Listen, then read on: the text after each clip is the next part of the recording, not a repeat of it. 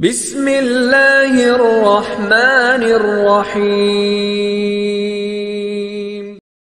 پیارے دوستوں اور بھائیوں، قرض کی ادائیگی کے لیے ایک سریع العصر، تیر بہدف اور مجرب دعا۔ یہ دعا نہ میری ہے، نہ کسی عالم دین کی ہے، نہ کسی مفتی کی ہے، نہ کسی پیر کی ہے، بلکہ یہ ہم سب کے پیارے کریم آقا صلی اللہ تعالی علیہ وسلم کی دعا ہے، جسے کریم آقا صلی اللہ تعالی علیہ وسلم نے حضرت علی رضی اللہ تعالی عنہ کو سکھایا۔ تو ایک مرتبہ حضرت علی رضی اللہ تعالی عنہ کے پاس ایک مکاتب غلام آیا۔ غلام اس بندے کو کہتے ہیں، اس انسان کو کہتے ہیں جسے قیمت دے کے خریدا جاتا ہو، خریدا گیا ہو۔ اور مکاتب، اس کے بارے میں بعد میں آپ کو بتاتا ہوں کہ مکاتب غلام جو ہے وہ کون ہوتا ہے۔ جب وہ مکاتب غلام حضرت علی رضی اللہ تعالیٰ عنہ کے پاس آیا، اس نے آگے حضرت علی رضی اللہ تعالیٰ عنہ سے کہا کہ میرے آقا نے مجھے مکاتب بنا دیا ہے، اور جو مال مقرر کیا گیا ہے، جو مال میں نے اپنے آقا کو دے کر آزاد ہونا ہے، اس مال کی ادائیگی سے میں عاجز آ چکا ہوں، وہ میں نہیں ادا کر سکتا، لہذا آپ میری مدد فرمائیں تاکہ مجھے اپنے آقا سے آزادی مل سکے۔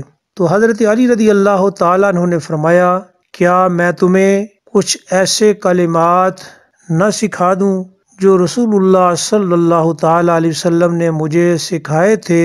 اگر تمہارے اوپر پہاڑ کے برابر بھی قرض ہوگا، اگر تمہارے اوپر پہاڑ کے برابر بھی قرض ہوگا تو اللہ تعالیٰ اپنے فضل و کرم سے اس کی ادائیگی کے اسباب مہیا فرما دے گا۔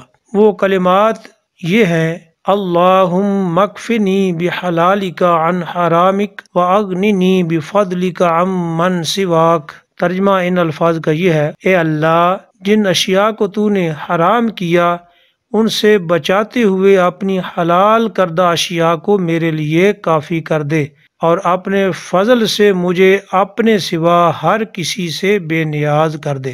عن علی رضی اللہ تعالی عنہ ان مکاتبا جاءہ فقال انی عجزت عن کتابتی فاعنی، قال الا اعلمک کلمات علمنیہن رسول اللہ صلی اللہ تعالی علیہ وسلم لو کان علیک مثل جبل دینا اداہ اللہ عنک۔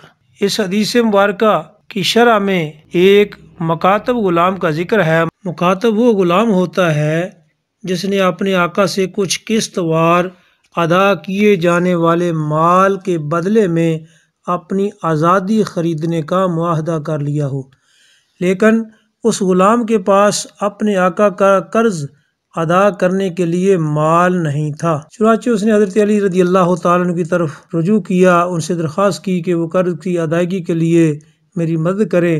تو حضرت علی رضی اللہ تعالیٰ عنہ نے ایک ربانی علاج کی طرف رہنمائی فرمائی، جو ایک دعا تھی جسے نبی پاک صلی اللہ تعالیٰ علیہ وسلم نے انہیں سکھایا تھا۔ اگر وہ پورے اخلاص سے یہ دعا مانگیں تو ان کی طرف سے اللہ اس کا قرض ادا کر دے گا، اگرچہ وہ پہاڑ کے برابر ہی کیوں نہ ہو۔